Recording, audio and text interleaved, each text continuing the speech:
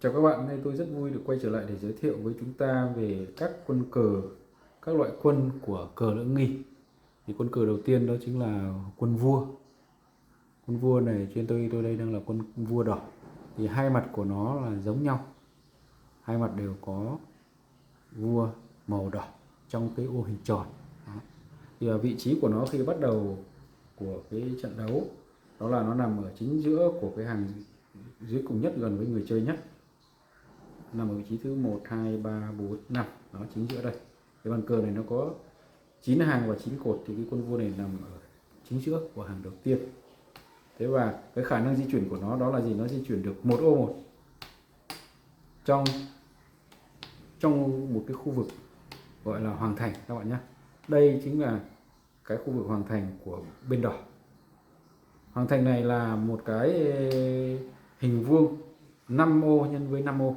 Thế và vua sẽ chỉ di chuyển được đến trong hoàng thành này thôi. Đấy, ví dụ như trường hợp này là sẽ không được ra bên ngoài này nữa, và đến đây rồi thì cũng sẽ không được sang phía bên này nữa. Đó các bạn nhé, đến đây chỉ đi trong một cái khu vực hoàng thành 5 x 5 ô. Thế tương tự như thế bên xanh thì vua xanh cũng chỉ di chuyển được trong cái khu vực hoàng thành này, và cũng có thể là lên đến đường ở giữa bàn cờ này. Thì khu vực giao, cái đường này là giao của hai cái hoàng thành của hai bên. Đường này gọi là đường trung hòa. Chúng ta thì các quân vua này có thể di chuyển lên đến cái đường trung hòa này. Đó, chỉ di chuyển đến đường trung hòa này thôi. Thế và đó, tôi xin nhắc lại đó là các cái quân vua này sẽ di chuyển một ô một theo đường thẳng, ngang hoặc là dọc, hoặc là theo đường chéo, mà chỉ được một ô một. Đó, thì đó là quân vua. Quân cờ thứ hai thì mới giới thiệu với các bạn đó là chính là quân sĩ. Đây trên tay tôi đây là quân sĩ, và có hai quân sĩ ở hai bên của vua. Đó, hai quân sĩ này thì quân sĩ này mặt chính diện của nó chính là hình tròn. Thế và khi mà chúng ta lật nó lên thì sẽ có một quân sĩ màu xanh nằm ở trong cái ô hình vuông đó các bạn nhé. Đấy, cờ lưỡng nghi này khác với các cái cờ khác, nó là gì? Là nó có hai mặt, các quân cờ nó đều có hai mặt, một mặt tròn là mặt chính diện và một mặt vuông là mặt phản diện, và màu của bên phản diện này sẽ là màu của đối phương. Đó, màu của bên xanh. Thì quân sĩ này nó có hai bên quân nằm ở bên trái và bên phải của vua. Đấy, coi như là các mưu sĩ, là người tư vấn cho vua, hoặc là vệ sĩ, tức là người bảo vệ vua. Đó, thế và quân sĩ này nó cũng di chuyển giống như quân vua, tức là có thể đi theo đường thẳng, ngang hoặc dọc, hoặc là theo đường chéo, và cũng chỉ được một ô một. Và giới hạn phạm vi di chuyển của nó cũng nằm trong hoàng thành, không được phép đi sang bên kia, không được phép đi sang hoàng thành của đối phương. Đó các bạn nhé.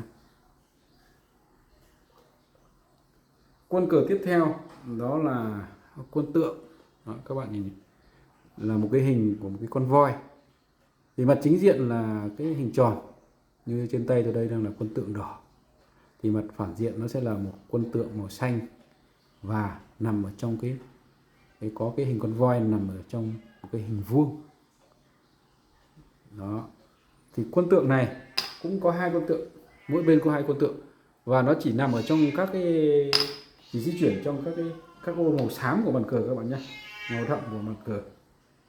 Và nó chỉ có các tượng đen, không có các cái tượng trắng. Đó, cái cờ lưỡng nghi này khác với cờ vua, đó là gì?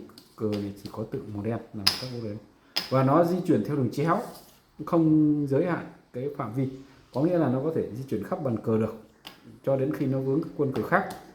Thế và chỉ đi theo đường chéo. Đó, không có quân tượng trắng. Đó, chúng ta lưu ý là cờ này không có quân tượng trắng các bạn nhé, mà có mỗi bên sẽ có hai quân tượng. Thì tiếp theo đó là quân mã. Đó, trên tay tôi đây đang là quân mã, và mặt chính diện của nó cũng là màu hình tròn và màu của bên mình. Từ đây là quân mã đỏ. Thế và mặt phản diện là một cái quân mã, một con ngựa nằm ở trong cái ô hình vuông. Đó, và có hai quân mã ở hai bên, hai quân mã nằm ở hai bên. Thế và cái di chuyển của quân mã này thì nó không bị cản. Đó các bạn nhé, và nó di chuyển theo hình chữ L, cách chéo 2 ô. Đó, không bị cản. Nếu như ở cờ tướng ấy thì nó sẽ là có cản, nhưng mà trong quân mã ở trong cờ lưỡng nghi này thì nó sẽ không có cản. Đó là các cái di chuyển của quân mã. Tiếp theo đó là quân C. Đây là quân C màu đỏ, và mặt chính diện của nó đây. Thế còn mặt phản diện thì nó là một quân C màu xanh nằm ở trong một ô vuông. Đó. Và chúng ta cũng có hai quân C ở hai bên. Và quân C này thì nó di chuyển theo đường thẳng các phương dọc và ngang. Đó. Đây là phương ngang, không giới hạn. Quân cờ tiếp theo thì có số lượng đông đảo, đó là quân tốt. Đó. Bạn nhìn đây là quân tốt, và mặt chính diện của nó cũng là hình tròn.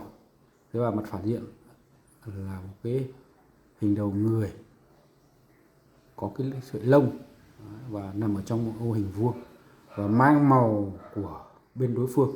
Như đây là mặt phản diện là màu xanh, là quân tốt xanh, còn mặt chính diện là quân tốt đỏ. Thế và có 7 quân tốt tất cả. 1, 2, 3, 4, 5, 6, 7 quân tốt.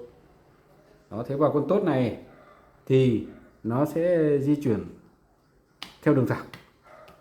Nó chỉ di chuyển theo đường thẳng. Và từng ô một. Thì khi bắt đầu thì quân tốt này cũng được phép di chuyển 2 ô. Đó, cái nước đi đầu tiên của quân tốt này là được phép di chuyển đến 2 ô. Thế và quân tốt này nó có khả năng khi ăn thì nó sẽ là ăn chéo. Đó, ăn chéo. Đó, chúng ta sẽ đi thẳng và ăn chéo, đi thẳng một nước một và ăn chéo. Đó. Thế và nếu như mà quân tốt này đưa được quân tốt của chúng ta, chúng ta có thể đưa được quân tốt của chúng ta xuống đến vị trí dưới cùng của bàn cờ. Đó. Của bên đối phương thì chúng ta cũng có thể phong được quân tốt này thành một cái, đó đây là sẽ bị là vị trí phong. Đó. Tại vị trí này thì chúng ta có thể phong các cái quân cờ bất kỳ, và trong cái cờ lưỡng nghi này thì cái nước phong này là một nước độc lập, và chúng ta có thể không nhất thiết là cứ phải phong ngay. Tức là chúng ta đưa được quân tốt xuống đây thì chúng ta cứ để nó ở đó và chờ khi nào thời điểm nào phù hợp thì chúng ta sẽ phong. Thế và nước phong sẽ là một nước đi. Đó, phong được tính là một nước đi. Cái này nó khác với cờ vua, đó là khi vừa xuống đến nơi ấy, thì trong cờ vua là khi vừa xuống đến nơi thì là sẽ phong ngay lập tức. Và thế nhưng mà cờ này thì đây tính được là một nước. Đó, phong là một nước đi. Và chúng ta có thể chờ đợi nó cho đến khi nào cảm thấy phù hợp thì chúng ta sẽ phong. Thì đó là quân tốt. Và cái quân cờ tiếp theo, một cái quân cờ rất quan trọng, đó chính là quân nghi. Đó.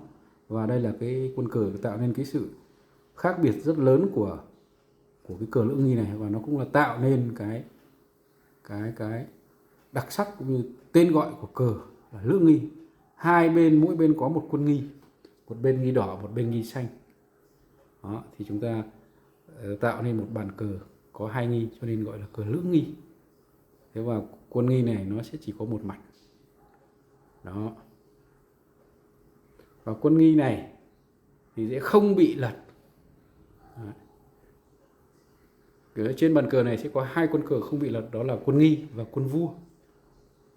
Đó. Thì quân cờ nghi này nó đi như thế nào? Thì quân cờ nghi này nó có thể di chuyển theo hàng ngang, không bị giới hạn, cũng như là hàng dọc, không bị giới hạn, và cũng như là đường chéo. Nó di chuyển. Nó di chuyển giống với lại quân hậu ở trong cờ vua. Thế nhưng mà tác dụng của nó là gì? Quân nghi này tác dụng lớn nhất của nó chính là dùng để lật quân cờ của đối phương thành quân cờ của mình. Ở đây là quân nghi của tôi. Thế muốn lật được quân cờ của đối phương thành quân cờ của mình thì ở giữa quân cờ của đối phương và quân cờ của mình nó sẽ phải có mồi nhử. Mồi nhử là quân của mình. Đấy, ví dụ như trường hợp này. Đó, trong trường hợp này tạo thành một đường chéo như thế này. Thế và đây là mùi nhử, là quân tốt của bên đỏ, quân nghi của bên đỏ đây, và quân tốt đỏ, quân tốt xanh này của đối phương sẽ bị lật thành quân tốt đỏ của bên đỏ. Đó, và để phân biệt rằng đây là một quân cờ của đối phương mà chúng ta lật được thì ta sẽ nhìn nó vào cái ô vuông đây. Đó là chính là cái để chúng ta phân biệt rằng đây là một cái quân cờ được chúng ta lấy được từ bên phía đối phương. Đấy, thế cũng có thể theo đường thẳng. Đó, lấy ví dụ như trong trường hợp này, đây sẽ là mồi nhử chẳng hạn. Đây là mồi nhử, ví dụ như đây sẽ là mồi là quân mã. Mồi chính là quân mã. Và tôi có thể lật cái quân tốt này lên. Đó. Nghĩa là ở giữa quân cờ của đối phương và quân nghi này nó có một quân cờ khác là mồi, là quân của mình, nó là quân mã này. Thì tôi có thể lật được cái quân cờ của đối phương lên thành quân tốt của tôi. Đấy, như trường hợp này là tôi lật thành tốt đỏ. Thế và quân nghi này nó cũng có thể chống nhau được. Thế trường hợp như thế này, nếu như bên đỏ muốn quân mã đang ở đây và di chuyển lên đây để tạo thành mồi cho nghi này để lấy tốt này, thì bên xanh có thể chống lại bằng cách là di chuyển nghi sang đây.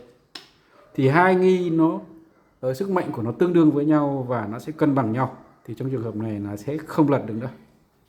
Đó là tác dụng của quân nghi. Thế và quân nghi này cũng dùng để chiếu vua của đối phương. Lấy ví dụ như trường hợp này, như thế này. Đây. Trường hợp này là mồi là quân tượng đỏ và quân nghi đây.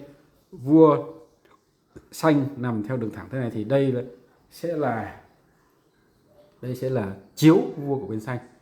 Thế thì bên xanh có thể dùng nghi để chặn lại như thế này.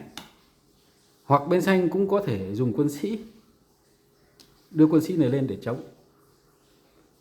Quân sĩ xanh này mặc dù có hai mặt, một mặt là chính diện là màu xanh và mặt phản diện là màu đỏ, nhưng quân sĩ xanh này trong trường hợp này sẽ không bị lật. Đó, luật của quân sĩ này khác một chút so với các quân cờ khác, đó là gì? Hai quân sĩ khi có tiếp giáp với vua, đấy, trong trường hợp này là có tiếp giáp với vua thì sẽ không bị lật. Đấy các bạn nhé. Đấy, chúng ta sẽ lưu ý một chút với cái quân sĩ này. Riêng với quân sĩ này là khi có tiếp giáp với vua thì sẽ không bị lật. Còn các quân cờ khác đều bị lật hết, chỉ có quân sĩ là có tiếp giáp với vua. Thế nhưng nếu mà sĩ không tiếp giáp với vua như thế này, lấy ví dụ như trường hợp này, đây là không tiếp giáp, bây giờ có cách một ô ở tại đây, thì quân sĩ này cũng sẽ bị quân nghi của bên đỏ này lật lên, sẽ thành quân sĩ đỏ. Và lật lên thành sĩ đỏ rồi thì quân sĩ đỏ này nó có thể di chuyển khắp trên bàn cờ. Đó là một cái quân cờ mà nó đã bị làm phản, nó đã làm phản. Riêng quân sĩ này nó đã làm phản thì nó sẽ được phép di chuyển khắp bàn cờ ra ngoài cả các cái khu vực của hoàng thành. Khi nó chưa làm phản, nếu nó bị làm phản thì nó sẽ được phép di chuyển khắp bàn cờ. Thế còn khi chưa làm phản, nó sẽ chỉ di chuyển trong khu vực hoàng cung, hoàng thành của từng bên. Đó các bạn nhé. Đó, cho nên là trong cái môn cờ này thì chúng ta phải làm sao, hai con sĩ này nó rất là quan trọng và nó rất mạnh, mặc dù nó chỉ đi được từng ô một theo đường thẳng hoặc là đường chéo như thế này, tuy nhiên nó sẽ che chắn cho vua rất là tốt. Thế mà cái việc của chúng ta đó là khi chơi cờ là phải giữ làm sao để cho vua luôn luôn tiếp giáp với các quân sĩ này. Đó, cái này nó cũng tương tự như các cái mối quan hệ chặt chẽ của cái người đứng đầu so với những người vệ sĩ. Nếu như mà nó cách xa quá, khi mà cách xa quá không có các mối liên hệ thì sẽ bị đối phương người ta mua chuộc và sẽ trở thành quân cờ của đối phương. Đó, như trường hợp này quân sĩ này cách xa vua này, không tiếp giáp với vua nữa thì đã bị biến thành quân cờ của đối phương. Đó là quân nghi. Đấy, tác dụng của quân nghi. Thế hai quân nghi chống nhau hoặc là hai quân cờ cùng giữ một nước thì như thế nào? Lấy ví dụ như trường hợp này. Đó, ví dụ tôi ở đây tôi là quân tượng xanh như thế này. Đấy, các bạn quan sát, chúng ta quan sát đây. Quân tượng xanh này nằm trong phạm vi ảnh hưởng của quân nghi bên đỏ. Và theo luật ấy thì theo luật của nghi thì đây sẽ phải lật thành tượng đỏ. Tuy nhiên bên xanh này lại dùng quân nghi xanh với mồi là quân tốt xanh này để lật ngược nó lại. Đấy, như vậy thì cứ lật đi lật lại như này thì cuối cùng sẽ là như thế nào? Thì quy ước đó là gì? Ưu tiên cho bên phòng thủ.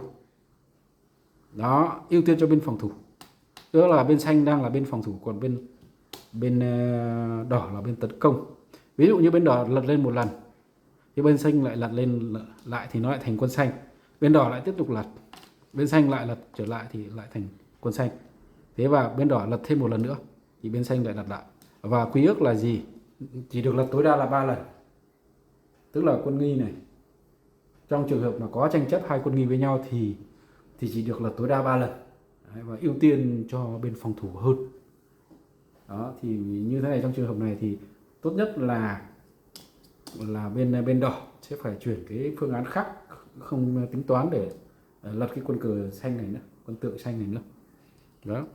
Thế thì để phá cái nước của nghi này thì nó cũng có rất nhiều cách. Chúng ta có thể xen các cái quân cờ vào, làm sao để nó không còn cái liên hệ giữa quân mồi và quân nghi.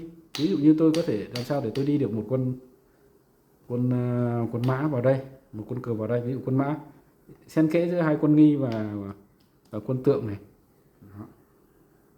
Như này thì là tác dụng của nghi nó sẽ mất đi. Thế và quân cờ cuối cùng, loại quân cuối cùng, và cũng là cái quân cờ rất khác biệt của cờ lưỡng nghi so với các loại cờ khác, đó chính là quân trung. Đó, chúng ta nhìn cái biểu tượng của nó là một cái hình dấu cộng, là trung ương hay là trung lập cũng được. Thế và mặt phản diện của nó thì nó lại là một quân tốt cùng màu. Đó, ví dụ như đây là quân trung đỏ thì mặt phản diện nó lại là quân tốt đỏ. Thì cái quân trung này ý nghĩa của nó là gì? Quân trung xanh đây thì bên này sẽ lại là tốt xanh. Thì ý nghĩa của nó đó chính là những cái quân cờ ở bên ngoài, những người quan sát không tham gia trực tiếp vào cái cuộc chiến của hai cái quốc gia này. Thế nhưng mà nó nằm sát ở hai bên, và đây coi như là các cái quốc gia quan sát, các quốc gia trung gian ở giữa. Thế và người chơi cờ thì thường là chúng ta sẽ phải mua chuộc làm sao để họ trở thành một cái quân cờ của mình. Thế và cái quân cờ này sẽ trở thành một quân tốt của mình. Đó thế. Thế và làm thế nào để lật quân trung này lên? Thì đó chính là chúng ta dùng quân nghi. Đó, chúng ta sẽ dùng quân nghi đó đây. Và chúng ta sẽ dùng mồi. Lấy ví dụ như người chơi rất là phổ biến, cái nước đầu tiên đó chính là đi tốt lên để lấy làm mồi cho nghi, và sau đó sẽ lật cái quân trung đầu tiên này lên thành quân tốt đỏ của bên mình. Đó.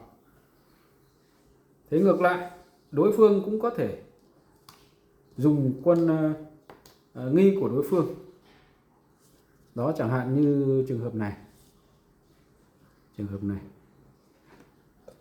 Thì khi nó đang là quân tốt đỏ, khi đã lật quân trung này lên, đây là quân trung ban đầu, thì bên đỏ đã được lật lên và nó sẽ thành quân tốt đỏ như này.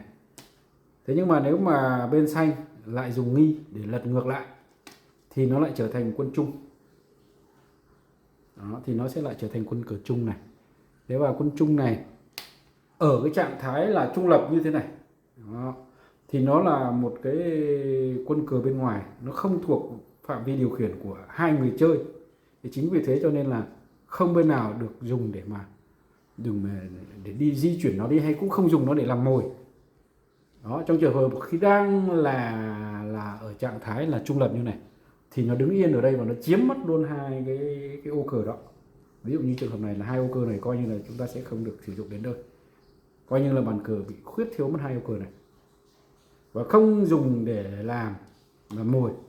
Đó, sẽ có những người nhầm lẫn, ví dụ như thế này, có người cho rằng như này là sẽ như thế này, đang thành đường thẳng và trung đây, nghi đây và trung đây, đây là tốt xanh, nhưng mà đây sẽ không lật được quân tốt này lên nhé các bạn nhé, sẽ không lật, bởi vì đây là quân trung, mình không dùng nó làm mồi được, nó vẫn đang chưa phải là quân của mình. Chỉ khi chúng ta lật được nó lên thành quân tốt của bên mình thì nó mới trở thành mồi. Còn khi đối phương đã lật được nó trở lại thành trạng thái trung lập thì nó coi như là một quân cờ chết và nó nằm yên ở vị trí đó. Lấy ví dụ như là nếu bên này đã lật được bên đỏ, đã lật được quân Trung này lên thành quân tốt đỏ, di chuyển nó xuống dưới, xuống đến đây. Thế và sau đó thì bên xanh lại lật được, dùng nghi để lật ở lên. Đó thì trong trường hợp này là cái quân Trung này nó nằm yên ở đây. Chỉ có bên đỏ mới có quyền được lật cái quân tốt nghi này, quân tốt Trung này thành quân Trung. Đó. Chỉ có bên đỏ. Cũng như tương tự như thế, quân Trung xanh này thì chỉ có bên xanh ban đầu mới có quyền để lật nó lên thành tốt. Đó. Thế đó là hai quân Trung. Đó thì hai quân Trung này nó tạo thành một cái đường là đường trung hòa. Đó. Đây gọi là đường trung hòa của bàn cờ này. Đây chính là đường trung hòa của bàn cờ này các bạn nhé. Đó. Nó chính là đường giao của khu vực hoàng thành của hai bên. Hoàng thành bên đỏ ở đây, và đây là hoàng thành của bên xanh. Thế và giao nhau tạo thành một đường thì đây là đường trung hòa. Và sĩ cũng như vua của hai bên chỉ được phép đi đến đường trung hòa này thôi. Thì đó là toàn bộ các cái quân cờ và các cái nước đi của cờ lưỡng nghi này. Tôi xin cảm ơn các bạn đã chú ý theo dõi. Xin chào và hẹn gặp lại các bạn.